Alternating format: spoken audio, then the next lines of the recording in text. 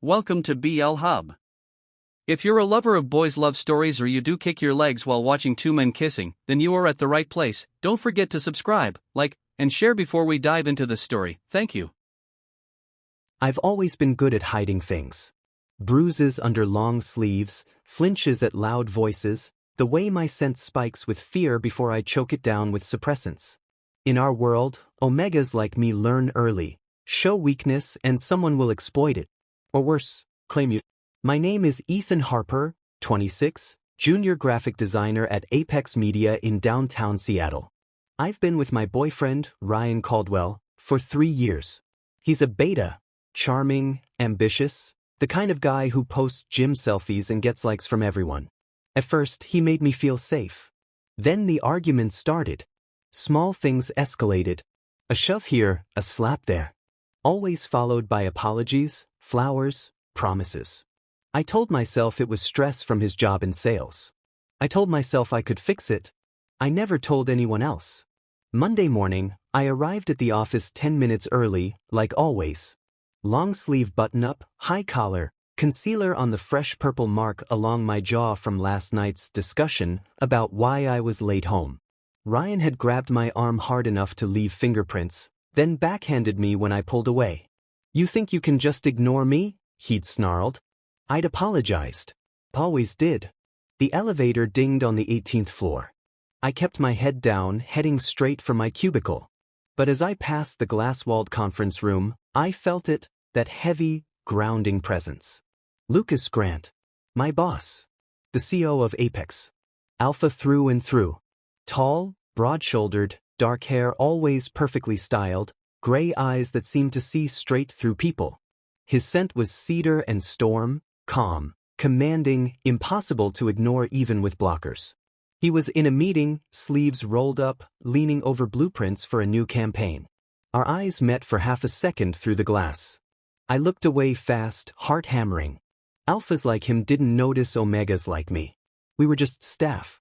I sat at my desk, opened my laptop, tried to focus on revisions for the Pacific Northwest tourism pitch. My wrist throbbed where Ryan's grip had been. I rubbed it absently. "Ethan." The voice was low, close. I jumped, nearly knocking over my coffee. Lucas stood beside my cubicle, arms crossed, expression unreadable. "Sir?" My voice came out smaller than I wanted. He didn't smile. "My office." Now. Panic clawed up my throat. Had I missed a deadline? Screwed up a file? I followed him, sleeves tugged down as far as they'd go. His office was massive, floor-to-ceiling windows overlooking the Sound, dark wood, minimalist. He closed the door behind us. The click felt final. "Sit." I did, on the edge of the leather chair, hands clasped to hide the tremor. He didn't sit. He leaned against his desk, studying me like a problem he needed to solve. "You've been off for weeks." Distracted. Jumpy. And today, his gaze dropped to my face, then my collar. "You're wearing enough makeup to star in a drag show, and it's not hiding the bruise on your jaw." My stomach dropped. "It's nothing." I fell. "Bullshit." The word was quiet, but it hit like a slap.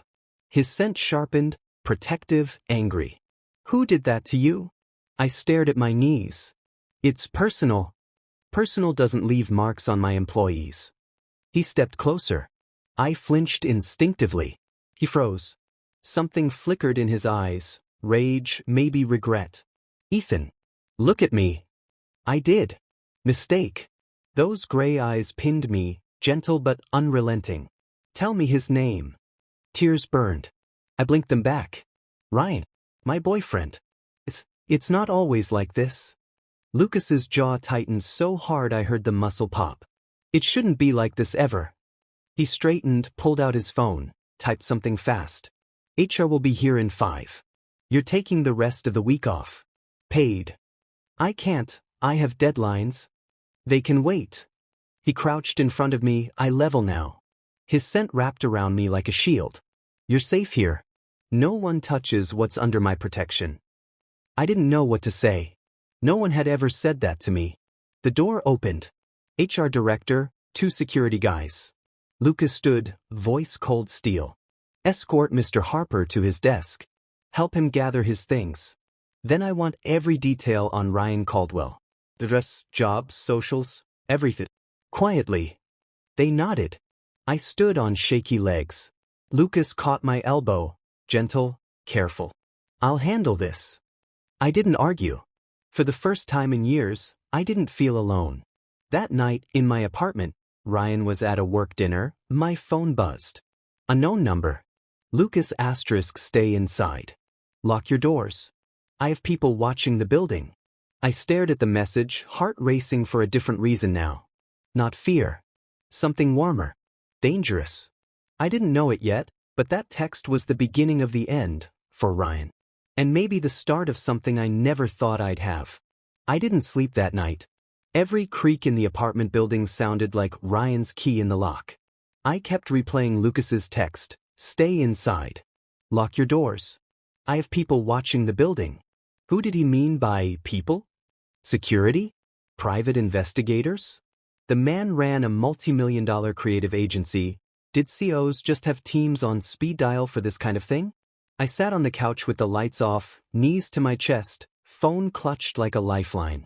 Around 2 a.m., headlights swept across the living room blinds.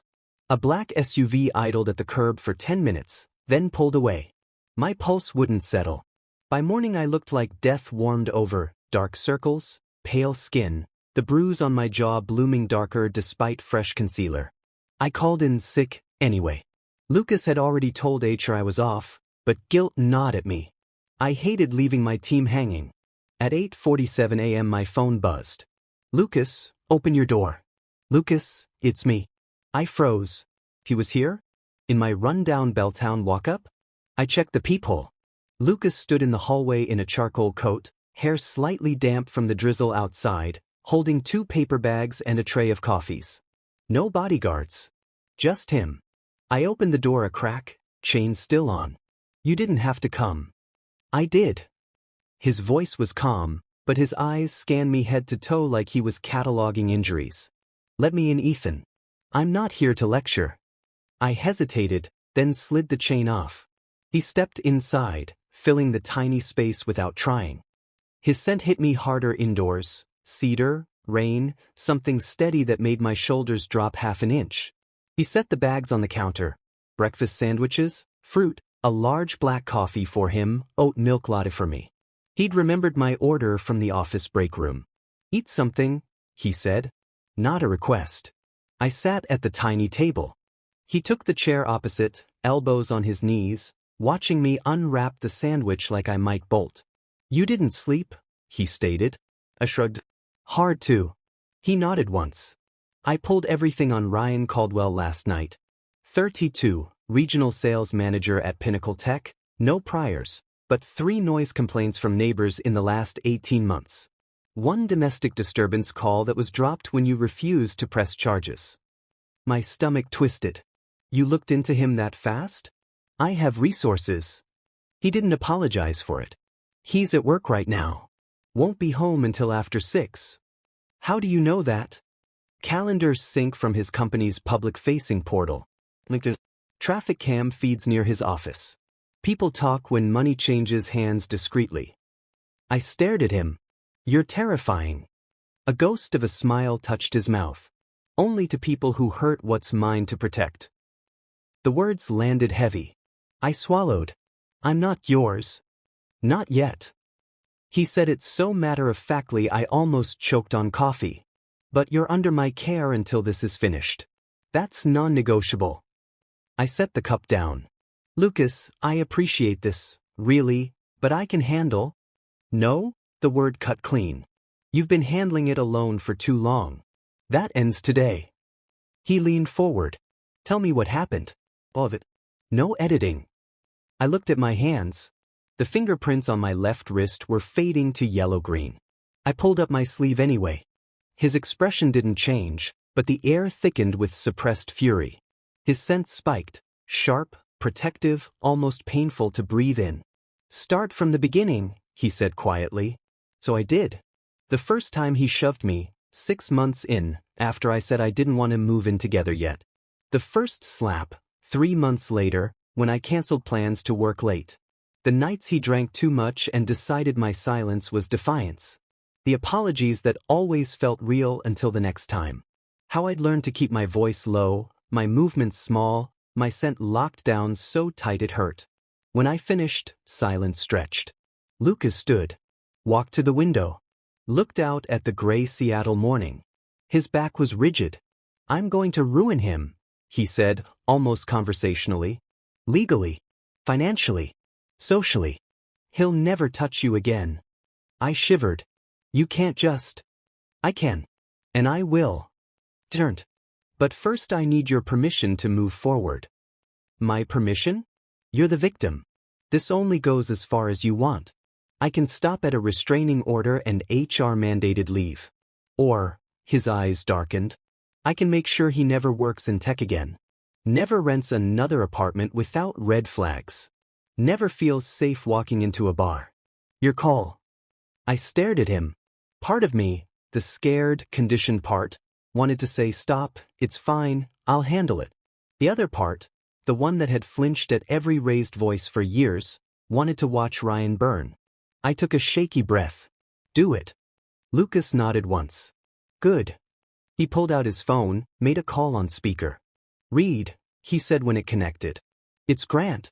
I need the full package on Ryan Caldwell. Financials, communications, employment records, anything public or purchasable. Cross-reference with domestic violence registries, restraining order databases, workplace complaints. Then I want leverage points, debts, affairs, anything that sticks. Discreet. Fast." The pause. A male voice answered, calm and clipped. "Timeline. 48 hours for the prelim. Full dossier by end of week. Done. Send the target profile." Lucas hung up, met my eyes. It started. I felt sick and exhilarated at once. He crouched in front of me again, closer this time. His hand hovered near my cheek, asking permission. I didn't pull away. His fingertips brushed the bruise, feather-light. "You don't have to hide from me," he murmured. "Not ever." My throat closed. I leaned forward without thinking, forehead against his shoulder. He went still, then slowly wrapped an arm around me, careful, like I might break. His scent enveloped me completely. Solid. Home in a way I'd never known. I stayed there until my breathing evened out. When I finally pulled back, his eyes were molten silver. "I have to get back to the office," he said reluctantly. "But my driver's outside. He'll stay parked until I tell him otherwise. You need anything, food, clothes, someone to sit with you, just text." I nodded. He stood, hesitated. Then cupped the back of my neck gently, thumb brushing my jaw. "You're not alone anymore." He left before I could answer. I locked the door behind him, leaned against it, heart hammering. Ryan texted at 11:32 a.m. "Ryan, where the fuck are you? Boss said you called out sick. You better not be dodging me." I stared at the message. For the first time, anger burned hotter than fear. I didn't reply. Instead I texted Lucas. "Me, he just messaged. Angry." Lucas, screenshot it. "Save everything. He's digging his own grave." Then, a minute later, "Lucas, and Ethan? Lucas, you're safe. I promise." I believed him. For the first time in years, I actually believed someone. The rest of Tuesday passed in a strange, suspended quiet. Lucas's driver, a stoic guy named Marcus in a black Tahoe, stayed parked across the street all day. I saw him through the blinds every time I checked. No Ryan. No pounding on the door. Just silence that felt too good to trust. I tried to work from home, opened my laptop, stared at the tourism pitch deck until the letters blurred. My mind kept drifting back to Lucas's hand on my neck, the way his thumb had traced the edge of the bruise like he could erase it with touch alone. I'd never felt anything like that pull before. Not with Ryan. Not with anyone. It was instinctual, deep in my bones, the kind of thing Omegas whisper about but never expect to experience. An alpha's claim settling over you like gravity. I pushed the thought away. Focus. Survive. Don't get attached to the man who might actually fix this mess. Around 4:30 p.m., my phone lit up. "Ryan, answer your fucking phone. I'm outside." My heart slammed into my ribs. I crept to the window. Sure enough, Ryan's silver Audi was double-parked, hazard lights flashing. He stood on the sidewalk, phone to his ear, pacing. Even from 4 stories up I could see the anger in his shoulders. I didn't move. Didn't breathe. He started dialing again.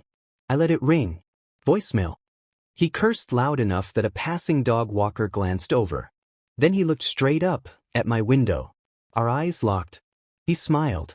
That cold, promising smile he wore right before things got bad. He started toward the building entrance. Panic flooded me. I backed away, hands shaking. Texted Lucas without thinking. Me, he's here. Outside. Coming up. The reply was instant. Lucas, stay inside. Do not open the door. I'm 10 minutes out. 10 minutes felt like forever.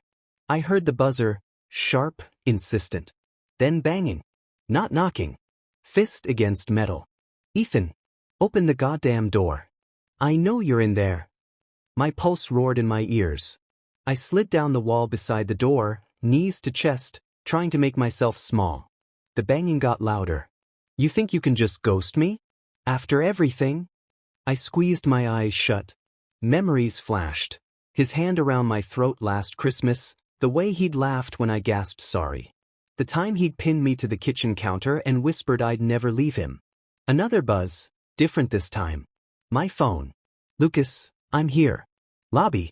Security's stalling him. Stay put. Relief hit so hard I almost sobbed. Downstairs, voices rose. Ryan's sharp and furious. Another voice, calm, authoritative. Lucas. I cracked the door an inch, chain still on, just enough to hear. Get the hell out before I call the police, Lucas was saying. Ryan laughed, bitter. Who the fuck are you?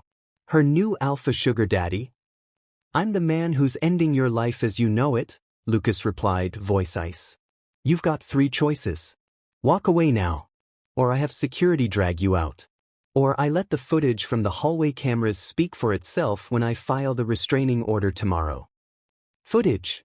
Ryan's tone shifted, wary. Every bruise. Every time you've raised your voice in public. Every text you've sent threatening him. You're not as careful as you think. Silence. Then Ryan snarled, you don't know shit. I know enough. Lucas's voice dropped lower, lethal. Touch him again, look at him wrong, and I will bury you. Professionally. Legally. Personally. Your LinkedIn will be a ghost town. Your references will dry up. Your lease will mysteriously not renew. You'll be explaining domestic violence flags to every recruiter in the Pacific Northwest. Test me. I heard Ryan's breathing change, short, angry, cornered. You're bluffing. Try me. A long beat. Then footsteps retreating. The lobby door slammed. My knees gave out. I slid to the floor. Minutes later, a soft knock. Ethan. It's me. I unlatched the chain with numb fingers. Lucas stepped inside, closed the door, locked it. He was breathing harder than usual, coat still on, hair mussed from the wind. His scent rolled over me, fierce, protective, edged with adrenaline. He scanned the room, You okay? I nodded. Couldn't speak. He crossed the space in 2 strides, dropped to one knee in front of me. He's gone. Marcus followed him to his car. He left the block 5 minutes ago. I stared at him. Came. You actually came. Of course I did. He reached out slowly. I didn't flinch this time. His palm cupped my cheek, thumb brushing away the tear I hadn't realized had fallen. I told you, he murmured. You're safe. Something inside me cracked open. I leaned into his touch, eyes closing. His forehead rested against mine, gentle, grounding. Our breaths mingled. His scent wrapped tighter, soothing the jagged edges of my fear. I tilted my head just enough. Our lips brushed. Question. He answered by kissing me properly, slow, careful, like I was something precious he might break. No rush. No demand. Just warmth, steady pressure, the faint taste of coffee and rain. His hand slid to the back of my neck, fingers threading into my hair, holding me like I might vanish. I kissed him back. Hesitant at first, then deeper, pouring 3 years of silence into that single moment. He made a low sound in his throat, almost a growl, but it wasn't threatening. It was hunger tempered by restraint. When we parted, foreheads still touching, I whispered, "Thank you. Don't thank me yet." His voice was rough. "This isn't over." He helped me stand, guided me to the couch. Sat beside me, close but not crowding.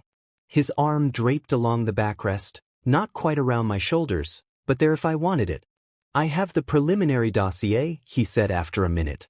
"Reed sent it an hour ago. Ryan's been cheating for 8 months. Multiple women. Hotel receipts. Venmo payments labeled dinner. Workplace complaints from 2 female colleagues about inappropriate comments. Quietly settled. And a pattern of borrowing against his 401k to cover gambling debts." I blinked. Gambling. Sports bets. He's underwater. That's why the temper's worse lately, stress. I laughed once, hollow. "I thought it was me." "It was never you." Lucas turned to face me fully. "Tomorrow I meet with my attorney. We're filing for a protective order based on the physical evidence and texts. Simultaneously, I'm sending an anonymous tip to Pinnacle's HR with screenshots of his behavior, enough to trigger an investigation. His performance reviews are already shaky. This will tip them. And then we watch him unravel." His eyes held mine. "But you don't have to watch alone. Stay at my place tonight. Guest room. No pressure. Just safer walls. Better locks. Me downstairs if you need anything." I searched his face. No pity. No ownership. Just quiet certainty. "Okay," I said. He exhaled, like he'd been holding his breath. We packed a small bag in silence. Toothbrush, clothes, laptop. When I zipped it, he took it from me without asking. Downstairs, Marcus waited with the Tahoe. Lucas opened the back door for me, slid in beside me. As we pulled away from the curb, I glanced back at my building. Ryan's Audi was gone. For the first time in years, the knot in my chest loosened. Lucas's hand found mine on the seat between us. Fingers laced. Steady. I didn't pull away. Lucas's penthouse was nothing like I expected.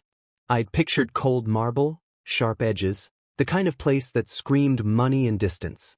Instead, the elevator opened directly into warm wood floors, soft ambient lighting, and floor-to-ceiling windows that framed the glittering sprawl of Elliott Bay and the Space Needle in the distance. A low fire crackled in a gas fireplace. Bookshelves lined one wall, actual paper books, worn spines, not just decor. The air smelled faintly of cedar and coffee, layered with Lucas's scent that seemed permanently soaked into the space. He set my duffel by the door. Guest suites down the hall, second door on the right. Fresh towels, spare charger, whatever you need is in there. Kitchen's open if you're hungry later. I nodded, suddenly awkward. This is a lot. You're safe here. That's the only thing that matters.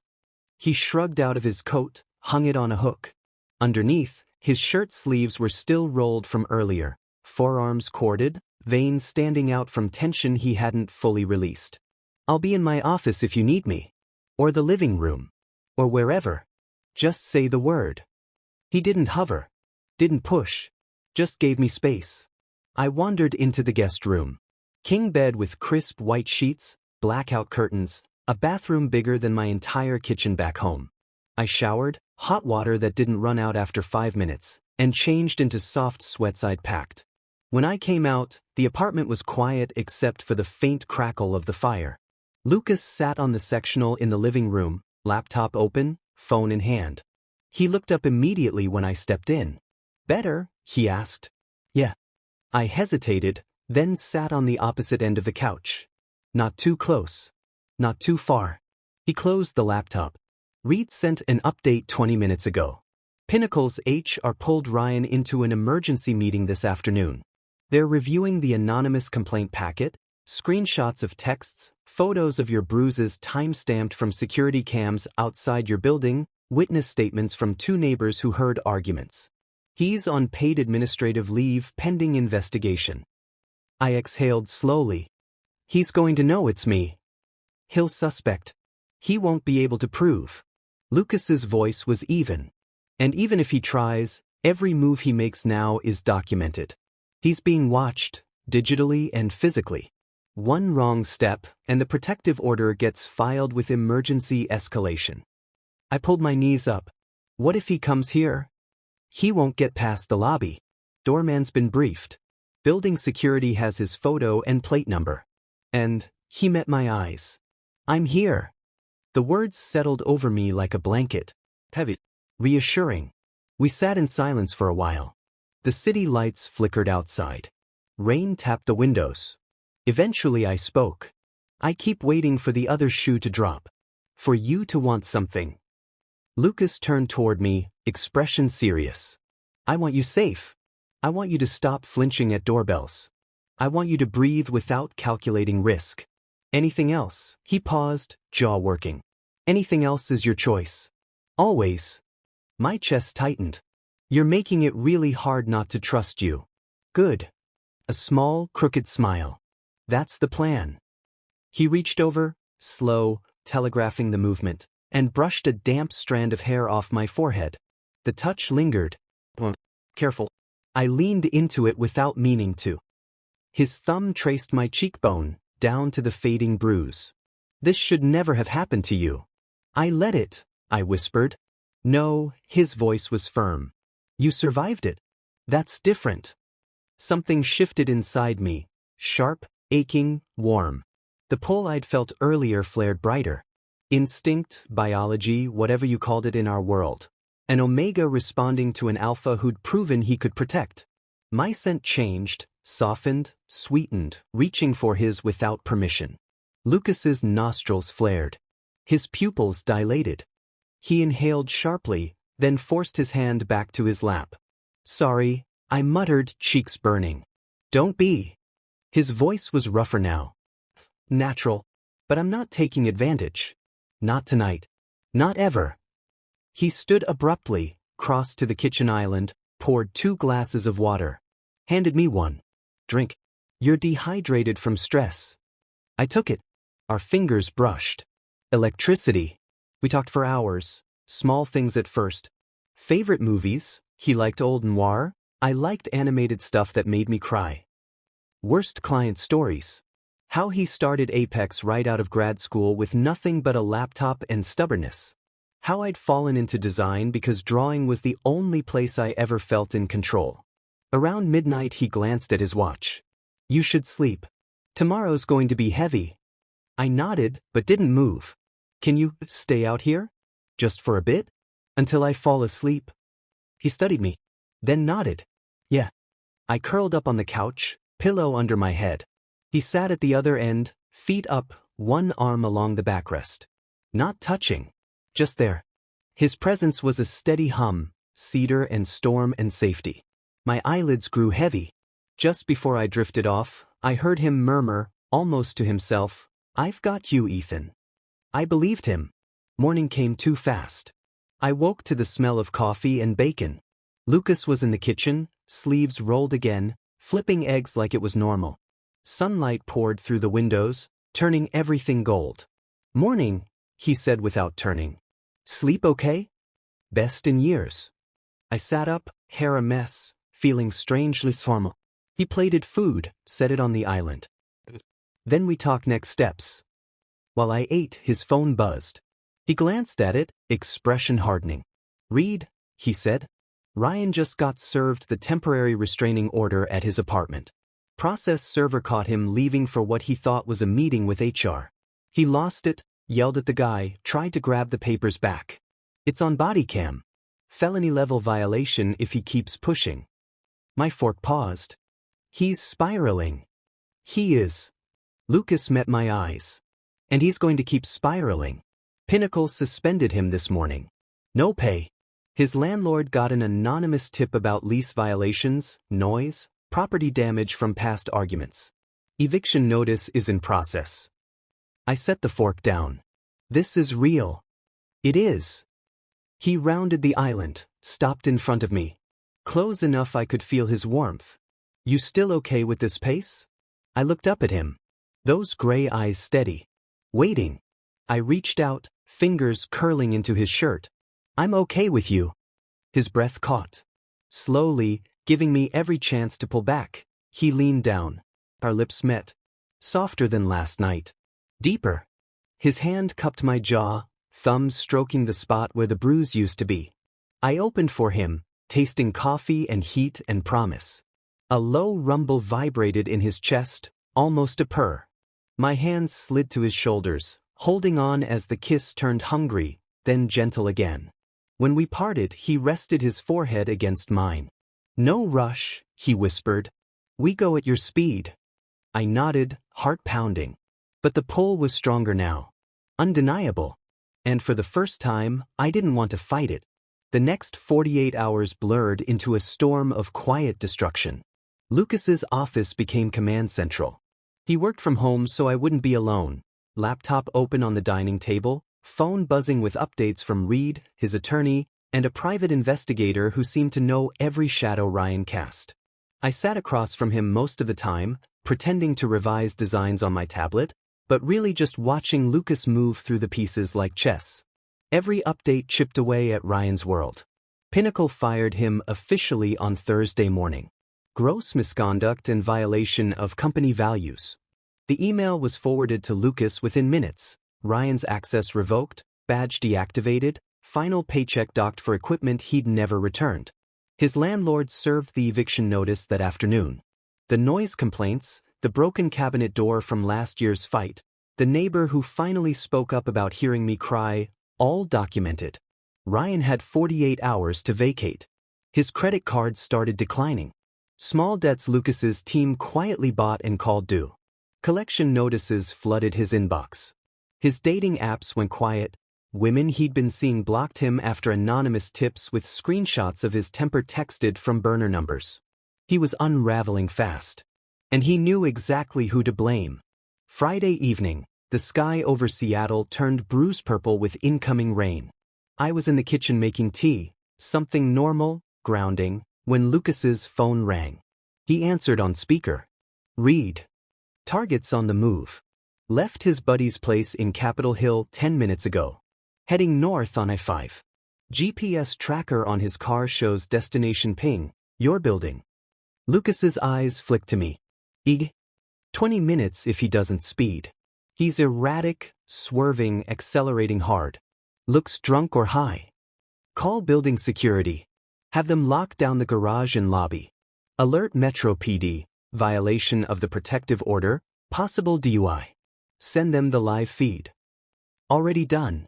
Marcus is in the Tahoe downstairs. He'll intercept if Ryan gets past the gate. Lucas ended the call. Turned to me fully. "He's coming here," he said. "No sugarcoating. He's desperate. Desperate people do stupid things." My hands shook around the mug. "What do we do?" "You stay inside. Up here. Doors locked, alarm on. I'll handle the rest. I don't want you getting hurt." A faint, dangerous smile touched his mouth. "He won't touch me. And he sure as hell won't touch you." He crossed to me, took the mug from my hands, set it down. Cupped my face with both palms, gentle, but his eyes burned. "Trust me," he said. I nodded.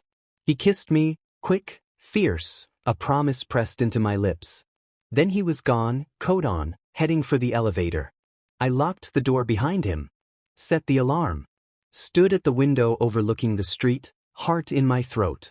Rain started falling hard. 10 minutes later I saw the silver Audi, erratic, headlights cutting through the downpour, pull up to the curb.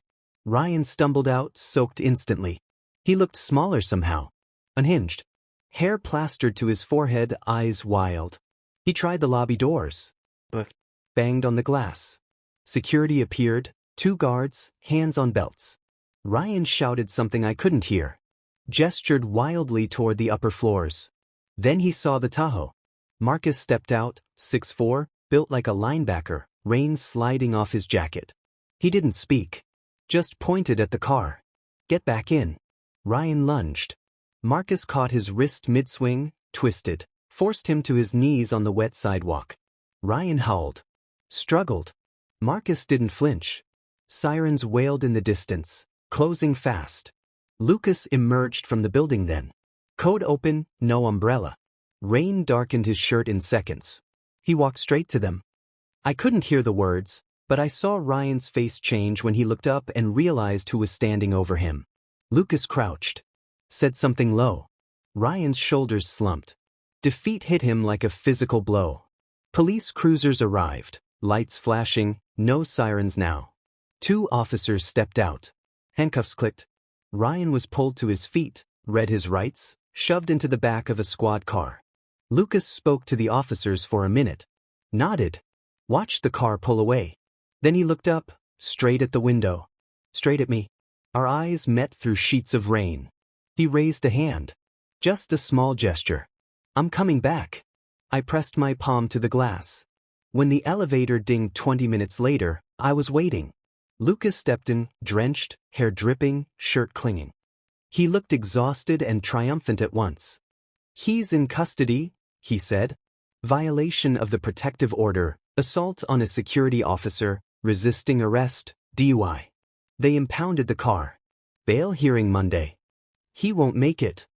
I crossed the room without thinking. Threw my arms around him. He caught me, wet fabric and all, held me tight against his chest. You're soaked, I mumbled into his shoulder. Worth it. I pulled back just enough to look at him. Raindrops clung to his lashes. His scent was sharper now, storm and cedar and victory and something deeper, something that called to every Omega instinct I had. Thank you, I whispered. He shook his head. Don't. Then let me show you. I rose on my toes. Kissed him. This time there was no hesitation. No careful distance. I poured everything into it, years of fear, months of silence, the relief of finally being seen and shielded. His hand slid to my waist, pulling me flush against him. He kissed me back like he'd been starving for it, deep, slow, reverent. A low growl rumbled in his chest when I tugged at his wet shirt, fingers slipping under to feel warm skin. He lifted me without breaking the kiss, easy, like I weighed nothing. Carried me to the couch, sat with me straddling his lap. Water dripped from his hair onto my collarbone. I didn't care. His mouth moved to my jaw, my neck, soft kisses over the places that used to hurt. I tilted my head, giving him more. His teeth grazed my skin, not biting, just a gentle claim.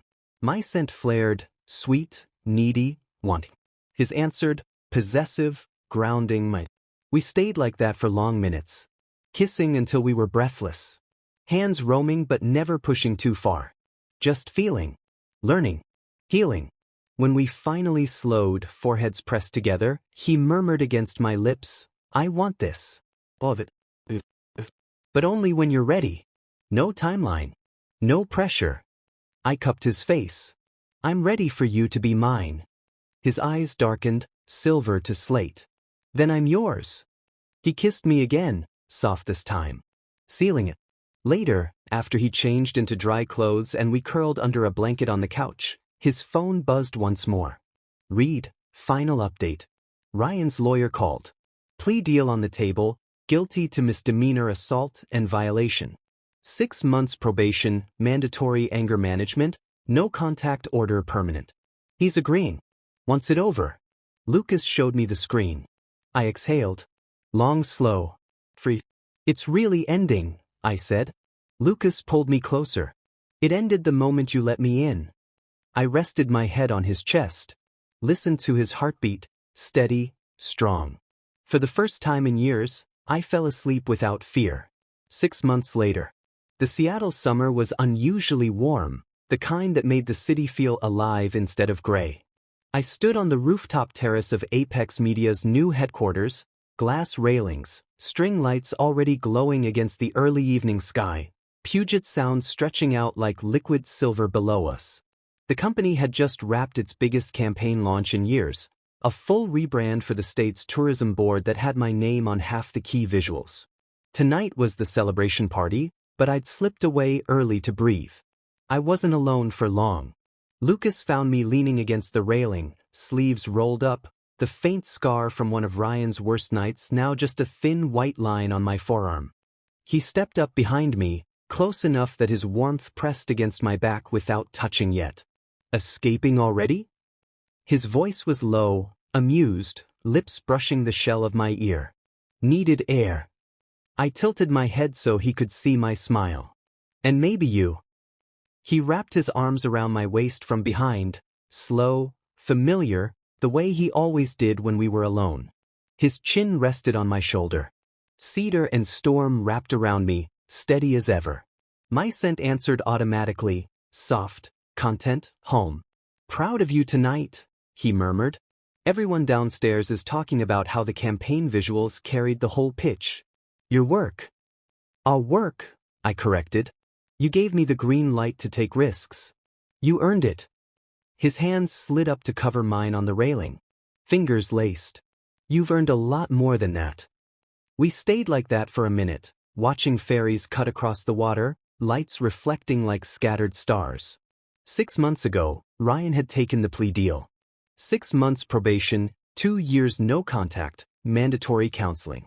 Last I heard, from a single update Lucas's investigator sent, he'd moved back to Spokane, working entry-level retail, living in a studio his parents co-signed. No more tech jobs. No more flashy car. No more power. He'd faded into background noise, the way abusers do when the world finally stops protecting them. I didn't check anymore. Didn't need to. I'd stopped flinching at sudden noises 3 months ago. Stopped wearing long sleeves in July when the heat hit. Stopped hiding the way my scent bloomed brighter around Lucas. We'd taken it slow, deliberately. Dates that started with coffee and ended with hours of talking on his couch. Nights where I fell asleep in the guest room, then eventually in his bed, just holding each other until the nightmares stopped coming. The first time I initiated anything more than kissing, he'd pulled back just enough to ask, eyes searching mine, "You sure?" I'd answered by pulling him closer. We'd claimed each other quietly, privately, no dramatic bite, no public announcement. Just a night under these same stars, months earlier, when I'd tilted my neck and whispered, "I want your mark."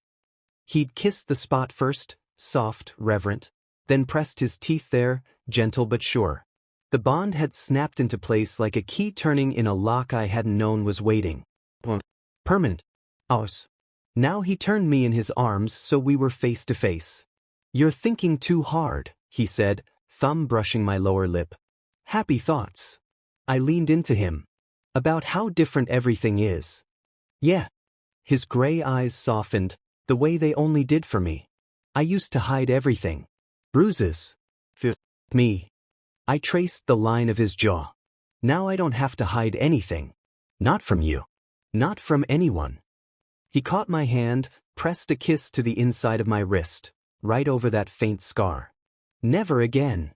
A cheer rose from the party below. Someone must have popped champagne. Music drifted up, soft jazz remixed with something modern. Lucas glanced toward the stairs. "We should get back. Your team's probably looking for the star of the show." "In a minute." I tugged him closer by his tie, charcoal silk, still perfectly knotted even after a full day. "First I want this." I kissed him. Slow. The way we'd learned each other over months, no rush, just certainty. His hands framed my face, thumbs stroking my cheekbones. I felt the low rumble in his chest, the instinctive alpha response to an Omega who chose him completely. My own scent flared, sweet, open one. He answered with a growl that vibrated against my lips. When we parted, he rested his forehead against mine. "Marry me," he said quietly. I blinked. "What?" He pulled back just enough to meet my eyes. No hesitation. No grand gesture. Just him, steady, sure, the man who'd torn down walls for me without ever asking me to be less than I was. "I've known since the night you let me hold you on that couch. I want forever with you, Ethan.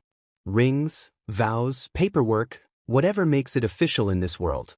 I want it all. If you do." My throat tightened. Happy tears pricked my eyes. I laughed once, shaky bright. "You're proposing on a rooftop during a company party?" Seemed poetic. He smiled, small, crooked, devastating. "You in?" I cupped his face. "I've been yours since you saw the bruise and didn't look away." He exhaled like he'd been holding the breath for months. Then he kissed me again, Fiercer this time, like he was sealing something unbreakable. When he pulled back, he reached into his pocket and pulled out a small black box. Simple platinum band. Inside, engraved, asterisk safe. I stared at it, then at him. Lucas. Say yes, he whispered. Yes. My voice cracked on the word. God, yes. He slid the ring onto my finger, perfect fit, cool metal warming instantly against my skin. Then he pulled me into his arms, burying his face in my neck, right over his mark. I felt the tremor in his shoulders, the big, unbreakable alpha finally letting himself feel how much this mattered. We stood there until the city lights blurred.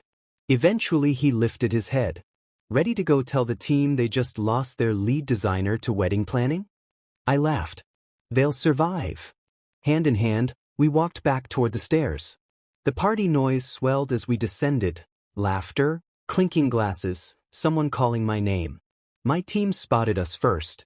Smiles widened when they saw our joined hands, the new ring catching the light. Someone wolf whistled. Another shouted, "About time."